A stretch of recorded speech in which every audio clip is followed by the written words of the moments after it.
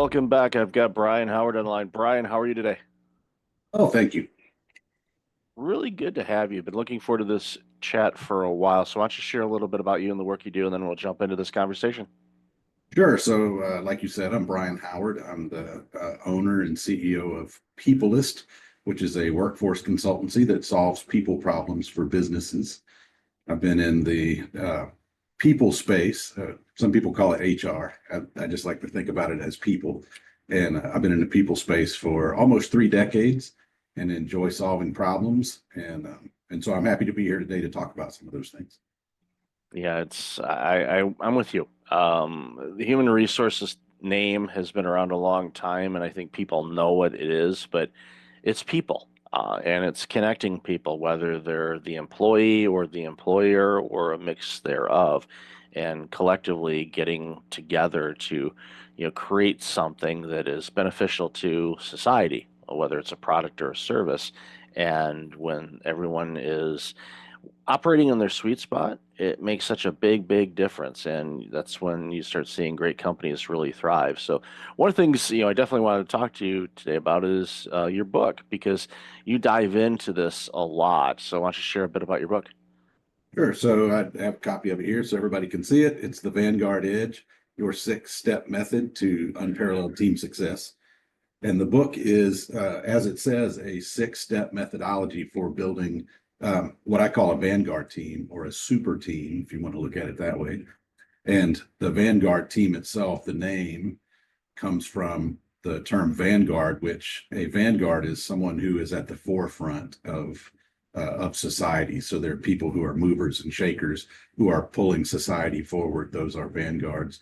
Not necessarily geniuses, just people who are on the cutting edge of trying new things and exploring new territories. So the idea of being a vanguard team is that, and you can read in the book where we talk about the two pieces of a vanguard team are a growth mindset and a strong team culture. And so there's an assessment in the book, which is free, and anybody can take it. And you take the assessment, it gives you a score on two axes. The first one being growth mindset, and the second one, like I mentioned, team strength. And the highest score you can get is a 75/75. So plotted on there, that would put you in the very far right hand corner of the Vanguard quadrant, and that's how you would become a Vanguard team. And of course, it's a 4 quadrant matrix, so the other 4 quadrants also have their own characteristics as well. For example, the bottom right-hand corner is someone who has a fixed growth mindset, but has a strong team. So those are the people who you hear say things often like, well, it's because we've always done it that way, or I don't like to change for change's sake. Those are the kinds of things you hear from those people. So that quadrant is called the monolith, and those teams are often very successful. They just don't innovate, so they tend to die. And if you want a great example of what that looks like, look at newspapers who avoided going online digitally and continue to print paper newspapers until they just went out of business. So without a growth mindset and the ability to move into the digital space, a lot of newspapers died. And then companies that didn't print anything, like like the Huffington Post, they did exceptionally well because they were able to grow and succeed, take a strong team and add that growth mindset to it, and then they were very successful. So that's a good dichotomy between two industries that did that. So the book is all about building a Vanguard team, and there's 6 M's in the book. And if you follow the 6 M's in order, starting with mindset, of course, then you can build the best team possible for your company. Yeah, mindset is huge, and I do a lot of work with people. I know your team does a ton of work on this as well, and dealing with individuals or even teams that are struggling with burnout, and a lot of it, quite frankly, and I had my own personal journey with burnout, almost 16 years ago now, which is alarming. But my first career was accounting, so I can sort of do math, and it's still kind of mind-boggling. It's been that long, but mindset is a big thing. And you hear about the Monday blues where people are like, "Ugh, I don't want to go to work tomorrow," and it's a mindset thing where if you shift that, you say, I get to go to work tomorrow. Now, for some people, that may sound silly at first, but I get to because there's a lot of people, and I'm sure you're aware of it. We see the studies, and there was an article in the Wall Street Journal last week about it, where it's taking longer for people to find work, which is kind of a quick, shift from just a short time ago when organizations were having difficulty finding people at all because of the pandemic and all the nuances from that. And the pendulum has swung the other way where it's like, no, it's, maybe not as easy to find work. So, and I've seen that throughout my life. And obviously in your career, you've seen that pendulum swing every which way but loose. So love to hear your thoughts on that because the mindset thing, I think if you can get that right, that I don't want to say it's going to make the other five Vanguard steps easier, but if you don't get mindset right, my hunch is the other steps aren't going to come as easy as they should. Absolutely. And the second step, the second M is mission. And and people say all the time, well, wouldn't you want to put mission before mindset? And I say, no way, because if you're not ready mentally to go on the journey, then the mission doesn't really matter. So mindset is very important. It's funny, I listened to people, had a lot of conversations prior to the holidays with people and Thanksgiving and Christmas. And, so there's always these conversations about what are you doing for the holidays? And I heard a lot of people say, I have to go to X's house, like I have to go to my parents' house, or I have to go to my brother's house, or I have to go to the in-laws' house. And there was a lot of have to, and very few get to. And so I made some jokes about that along the way over the holidays. And I say, you have to go or you get to go. And a lot of them, laughed and chuckled at the idea of it, and then would correct themselves and say, no, I get to go visit my parents. And it's a good thing. With this mindset is uh, takes it a step further, and you think about, okay, I um, at one point in my life I was very much a writer and enjoyed English, but I did not enjoy math. And so you talked about being an accountant and can do math. So I decided at some point in my life that I needed to be able to do math because I wanted to be in business. And so I started focusing on it. And then funny enough, many years later, I met my wife by tutoring her and another group of students in one of my classes in calculus. So I went from saying I'm terrible at math to saying I can be better at math and I'm going to work at it. And then met my wife by tutoring someone in calculus. So that's what I mean by a shift in mindset. Now, if I wouldn't have made the shift in mindset, I would have never met my wife that I have today, because I certainly wouldn't have been tutoring anyone in calculus. But it just gives you an idea of how mindset can really open up opportunities for you that you wouldn't otherwise have. Because if you continually say you're bad at math, that you can't get better, then you will continually be bad at math. And that is limiting in many ways. Well, definitely, even, during or actually just prior to the pandemic, I was never one that had a whole lot of interest in cooking. I could cook, but I just didn't have any desire to learn about combinations of dishes, spices and how they did all of that. And then finally, it was a enough is enough. I had my calculus moment like you did. I'm going to learn how to do this. And now, I'll look at a recipe for something and go, you know what? I think this would pair better with this, or I'm going to use this particular spice instead of that one because I think it'll pair better with that, or I like that because I've played around with it. Now, of course, thankfully, if it completely bombs, there's food choices within walking distance to where I live. So if it bombs, I'm not waiting 2 hours to eat. I can go do something and like, all right, yeah, I'm here. I'm buying them, you know, the restaurant food because, well, that didn't work out, but that's rare.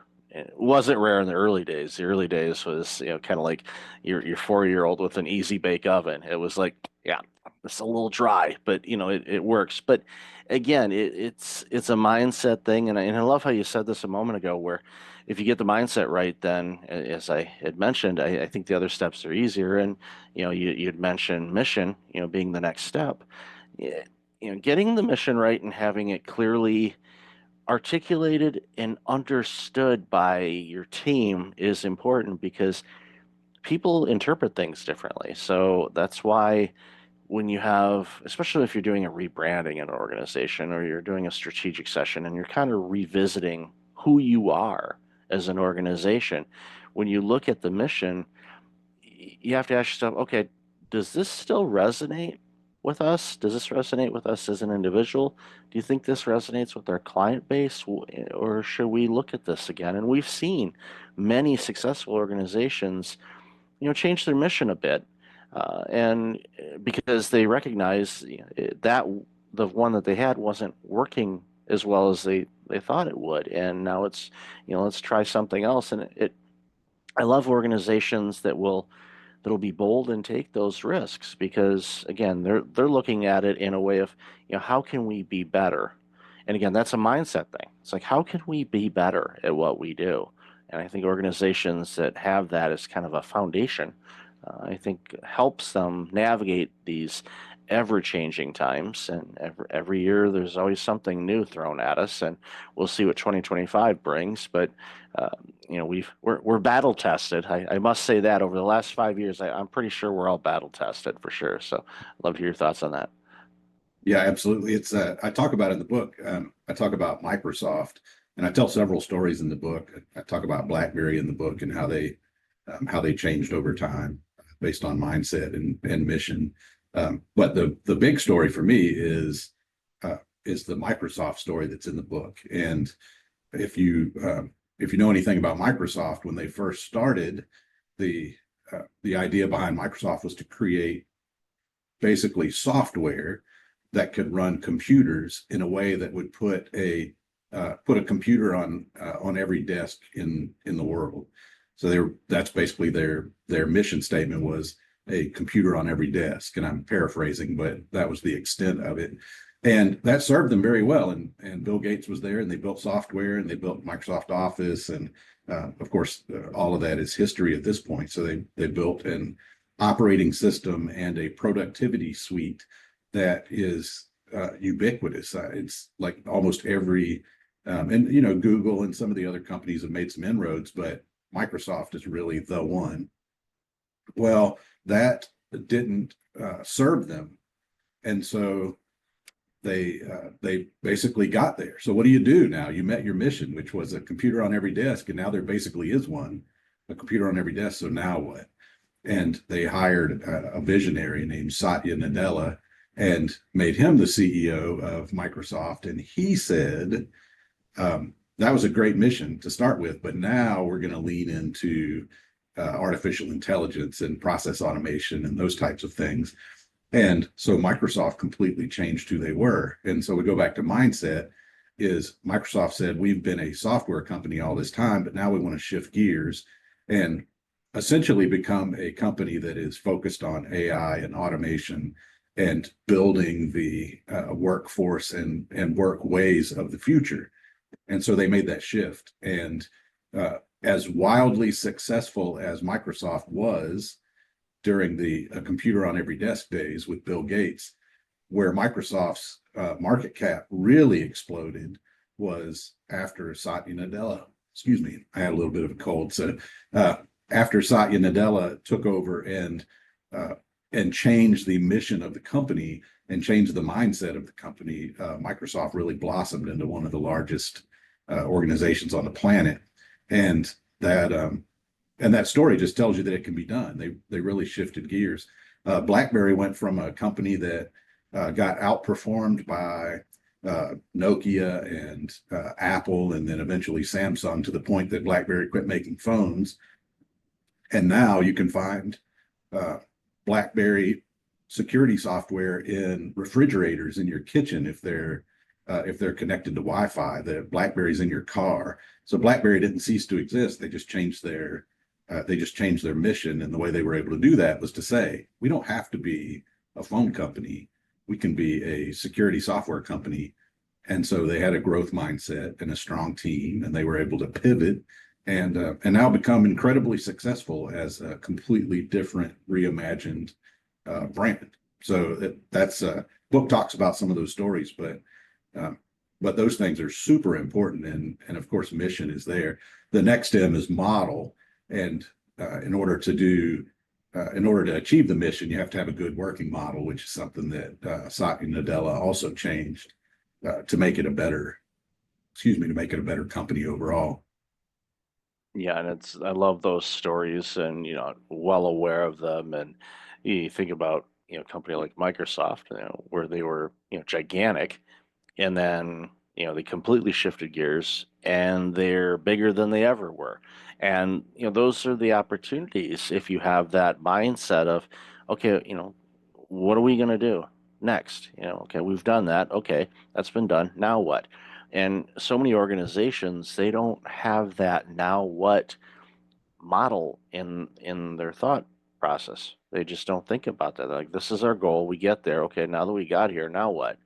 And a lot of them don't. And that's why you see so many huge successful companies disappear. The one of the stats I love sharing, I shouldn't say love sharing, it's sad in a way, but I understand it that, since the year 2000, over 52% of the Fortune 500 companies from the year 2000 are gone or were acquired. These are the top 500 companies on the planet. Gone. Half of them.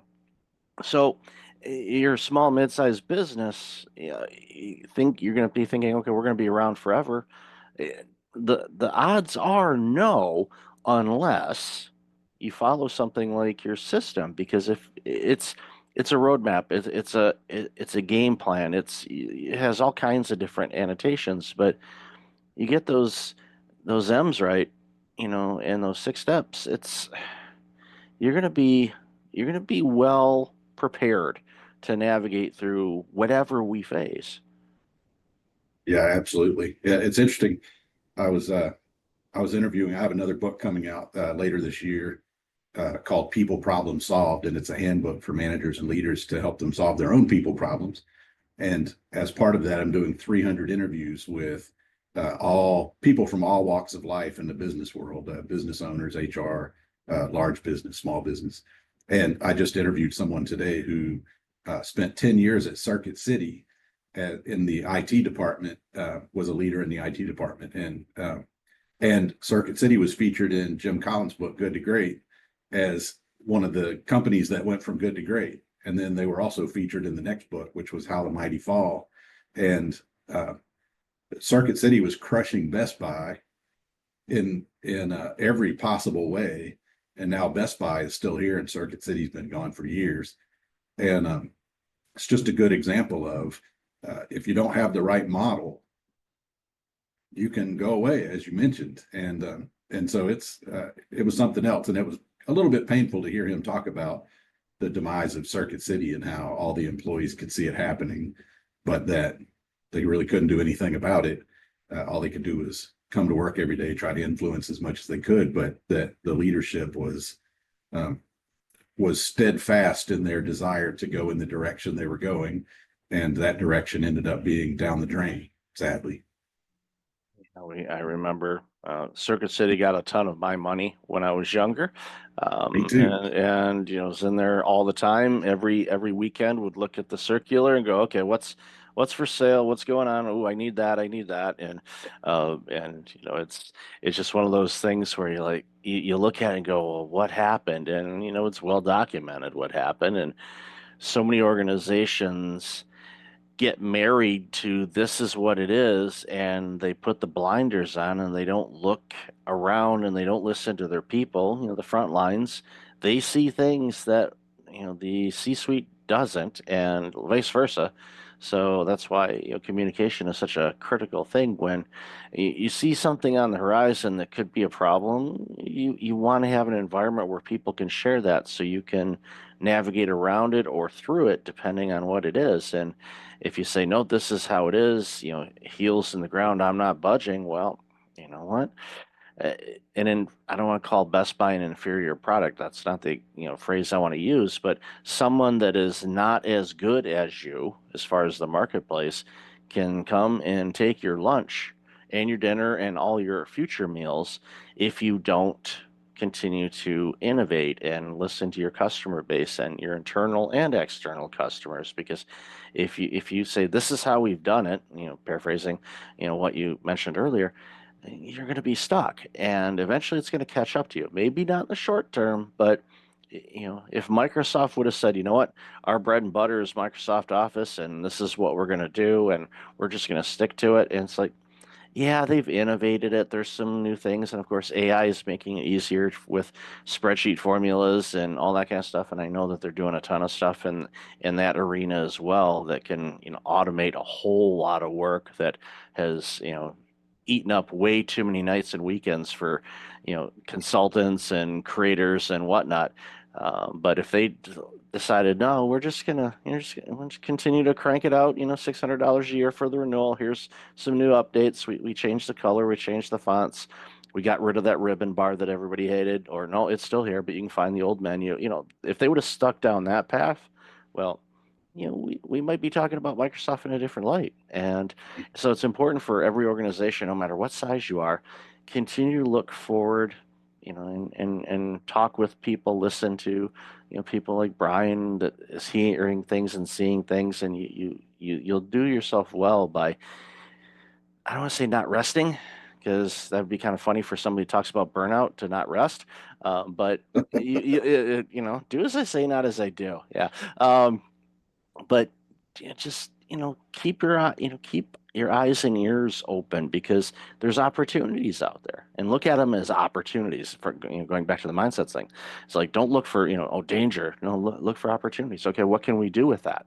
And organizations that do that, again, we see them. They're the strong ones. They're the ones that pivot and are agile and navigated the pandemic and continue to thrive no matter what's going on in the world. Absolutely. It's funny that you mentioned that.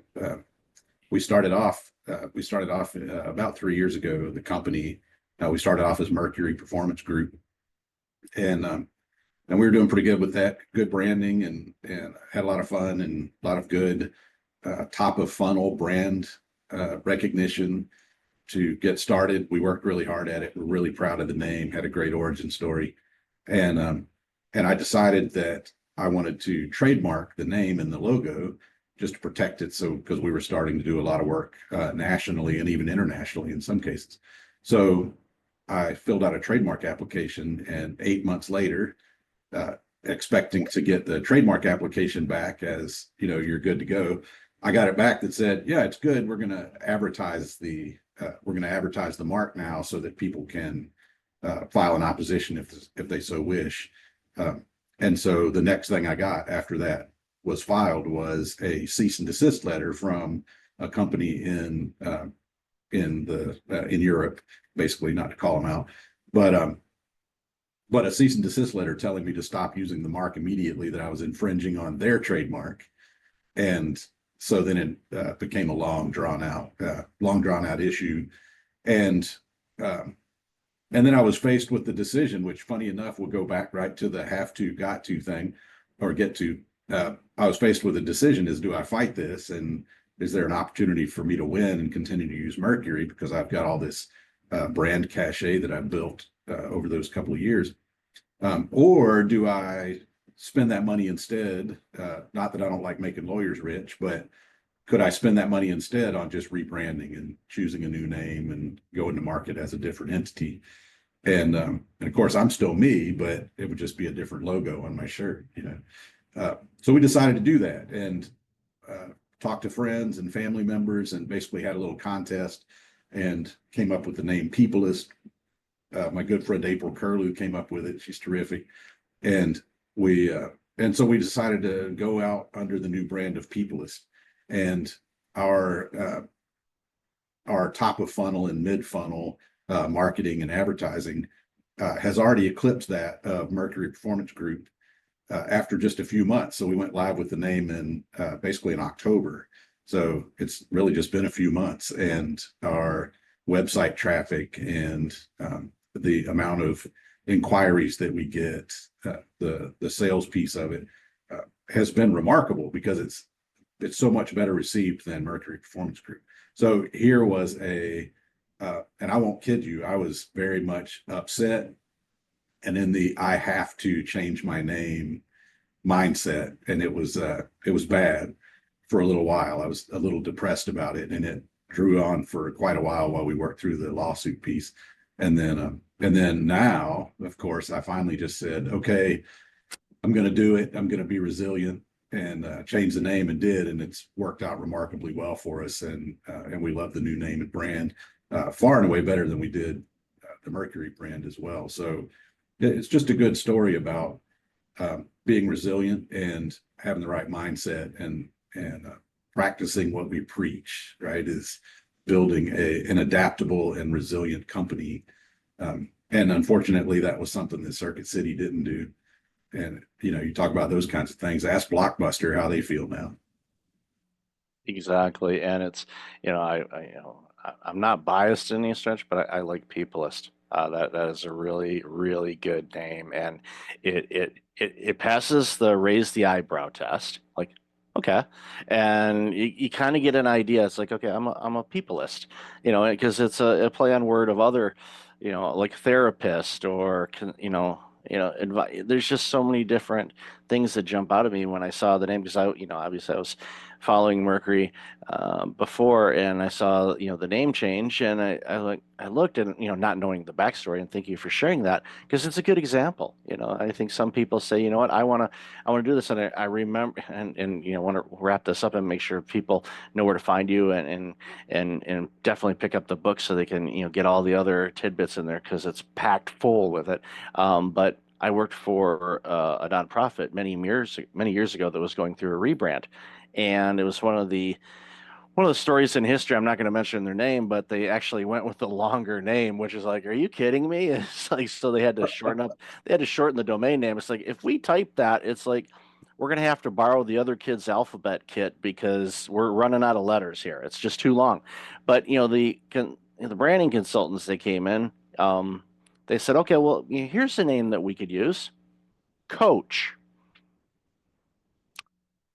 Oops. I'm gonna go out on a limb here. I'm like, and my boss, female, likes expensive stuff, knows who that is, and she looks, and she did, her reaction boggled my mind at first, because originally I thought she was going to just fly across the table and choke the person. Not that she was a physical violent person, but that was kind of my expectation in that moment. But she did the infamous dog head tilt, like, hmm? And we said, I can go out on a limb here. I'm pretty sure that name's coached, or that name's trademarked. We're not going to be able to use that. So, because there's designer bags, there's a bus line company. Those are two that came to mind. I'm sure there are others, but like, Yes. let's that, and we even said, it's okay. We're a community service agency. We got healthcare and mental health and financial aid, all kinds of different things. So we were a community hub, basically, in a underserviced area. You drop the name Coach, no one, someone's going to look at that. And again, this is coming from a former accountant. They're going to go, well, what is it? What do they do? I don't know. So Peopleist, I look at that, it's like, okay, they're in the people business. Yes. Without knowing anything else about the organization, that's my first assumption. And obviously, that's the assumption that people are making, because you're getting the website hits and everything else. So, Bryan, I've loved this conversation. Where can people find out more about you and all this amazing work you're doing? So they can find us at peoplyst.com, which is Peoplyst.com. And I'll make an offer to your listeners, which is always good for a freebie. So here's the book, The Vanguard Edge. You can pick it up on Amazon, but you don't have to. If you will send me an email to Bryan, Bryan, Howard, Howard, at peoplyst.com. Just put the subject line breakfast and give me your mailing address, and I'll send you a copy of the book for free. That is very generous. Thank you, Bryan, for that. And we'll definitely have that information in the show notes. So, Bryan, continue being awesome. Really appreciate your time today. Thanks again for being on the show. Yeah, thanks for having me, Michael.